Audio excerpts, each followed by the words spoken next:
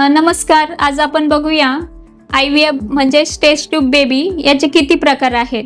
तर फर्स्ट जो प्रकार आहे ज्याच्यामध्ये जे कपल येतं त्याचे स्वतःचे स्त्रीबीज वापरले जातात आणि स्वतःचे शुक्राणू वापरले जातात. जो सेकंड प्रकार आहे ज्याच्यामध्ये एखाद्या स्त्रीमध्ये प्रॉब्लेम असेल, स्त्रीबीज भेटत नाहीये किंवा स्त्रीबीजची संख्या कमी झालेली आहे की जेनेटिकलीच स्त्रीबीज नाहीये, तर अशा वेळेस आपण डोनर स्त्रीचे स्त्रीबीज वापरतो आणि ते जे हस्बंड आहे तिच्या हस्बंडच्या शुक्राणू बरोबर ते फलित करतो आणि नंतर तिच्या युट्रसमध्ये सोडतो. तर हा जो प्रकार आहे याला स्त्रीबीज दत्तक योजना असं म्हणतात. थर्ड जो प्रकार आहे ह्या प्रकारामध्ये स्त्रीबीज ओके असतात पण पुरुष बीज एकदमच खराब असू शकतात किंवा पुरुष बीज प्रेझेंटच नसतात. टिसामध्ये पण ह्या पेशंटला शुक्राणू भेटत नाही.